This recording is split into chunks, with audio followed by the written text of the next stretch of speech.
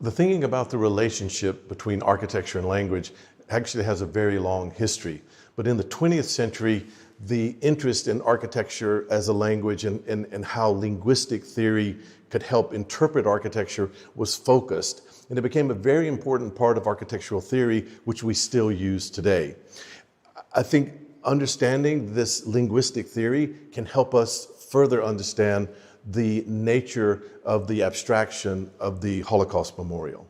The first is the Swiss linguist Ferdinand de Saussure, who gave lectures in linguistics right around the turn of the 20th century, in the first decade of the 20th century, and whose work was published by his students after he died. Saussure is one of the most important influences on architectural theory in this regard because of his theory of the sign.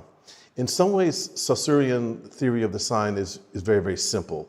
There are two components to Saussure's sign. One is the signifier, the other is the signified.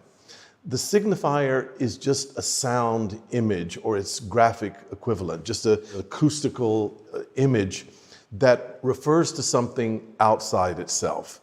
That something, that concept, that idea, that condition is called the signified. Now, there's a lot of slippage between the signifier and the signified. There's no direct natural relation. There's no causal relation. Saussure said that the relationship between the signifier, say the word cat, and the signified, say the concept of cat or the concept of domesticated animal, is arbitrary. There's no natural or causal or functional connection. But it's the very arbitrariness that makes the theory of the sign so robust.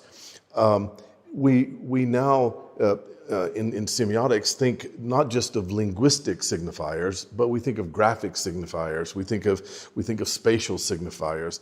Anything that can refer to something else can be called a signifier. And when we think about the interaction of a representation, the thing representing and the thing being represented, when we think about that relationship, we're in the realm of the sign.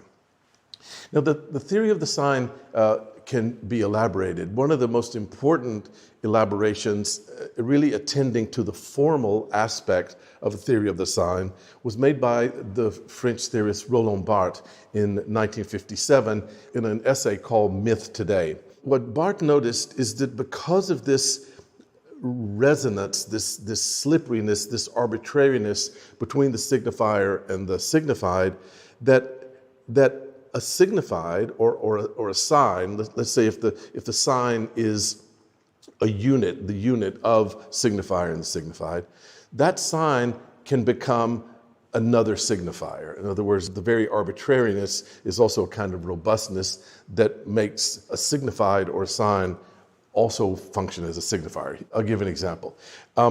If at a literal level, the signifier, the sound image cat, refers to the concept of the domesticated animal, at another level, at a kind of allegorical, or what Roland Barthes called a connotative level, a cat, a black cat, say, can be itself the signifier of bad luck. So the first level, the literal level, is a fairly stable relationship, but the second level, the level of connotation, can have even more resonance. So Barthes imagined this, or he sort of diagrammed this idea as a staggering of the sign. And in principle, the sign can keep staggering and keep referring to greater and greater and more complex associations and connotations.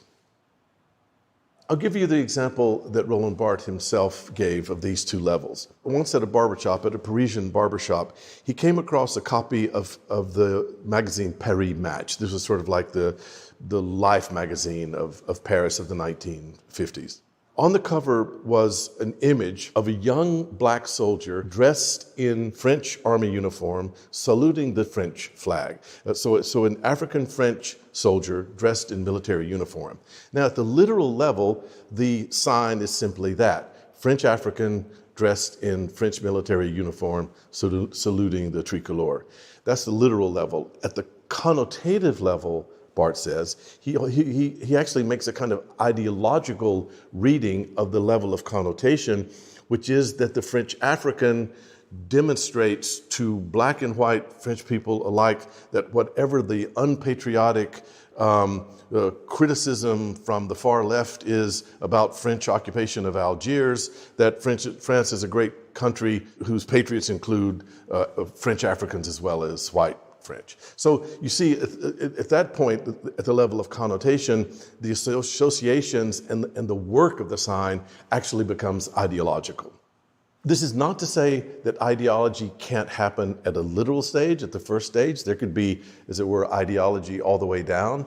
But it's what's interesting about Barth's comment is that it's an understanding of ideology that's based on the structure of the sign, on the form of the sign, not the content. So it's not the particular content of French occupation of Algiers that Barth is interested in. That's just one example. It's the form, that staggered, repetitive form, reiterative form that the sign can take that he's interested in.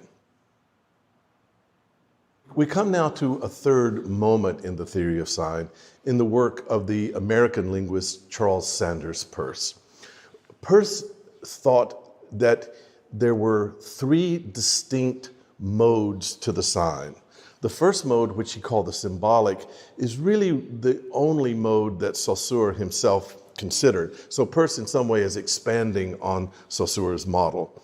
A symbol is a sign that requires this conventional, consensual understanding of the signifier-signified relationship. Let's say the bald eagle is a symbol for American spirit. The bald eagle's got nothing to do directly, causally, functionally with American spirit. It just that means that Americans and others, as a kind of collective consensus, agree that bald eagle is going to stand for, is going to represent, is going to signify American spirit.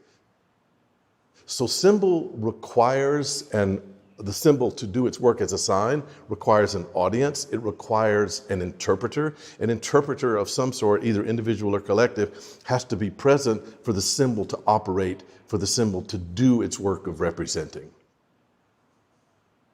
The second sign or mode of signification that Peirce refers to, he called the index.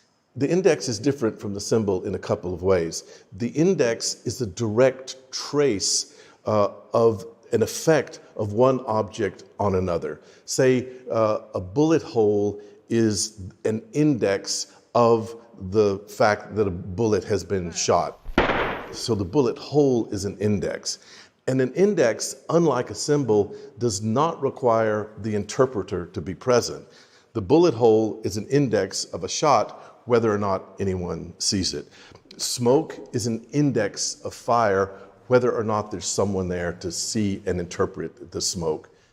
The trace of the index is always a material trace. It can be visible, it can be acoustic. For example, the knock on a door is an index of someone at the door.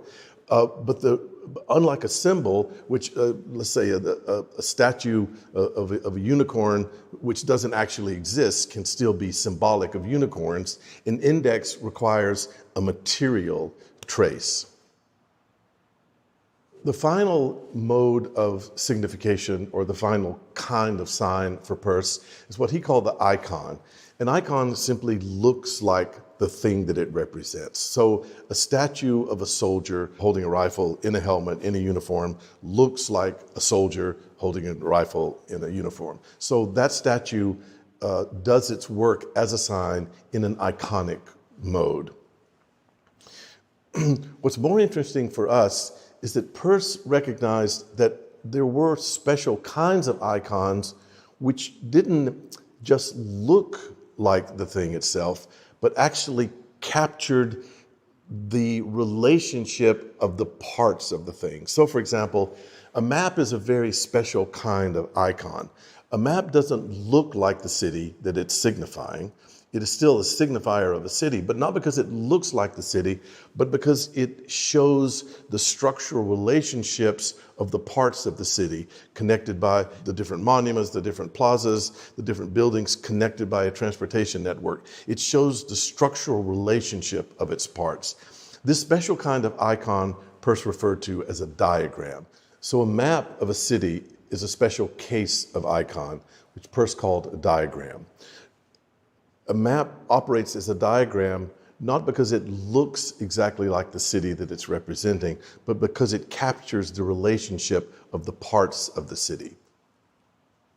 I want to argue that Eisenman's project for the Holocaust Memorial is also a diagram, or better, that in its status as a sign, it operates according to what Peirce called a diagram. Think again of the different operations of abstraction, the repetition, the event or the temporal experiential quality of the project, the grid, the ground, and finally the names or the erasure of names. Now these are very particular operations. Not every abstract architecture or piece of abstract art would necessarily have those same operations of abstraction. They are abstract operations, but they're very particular in their effect, because the effect that they produce, the relentlessness, the repetition, the randomness, the temporal quality, the scale, the enormity of the scale and the relentlessness, the namelessness of its victims. We don't want to cut this too narrowly or make this too direct, but the effect of those different operations of abstraction, the deep structure of that abstraction has a diagrammatic relationship to the system of National Socialism itself, at least insofar as it produced the Holocaust, the genocide.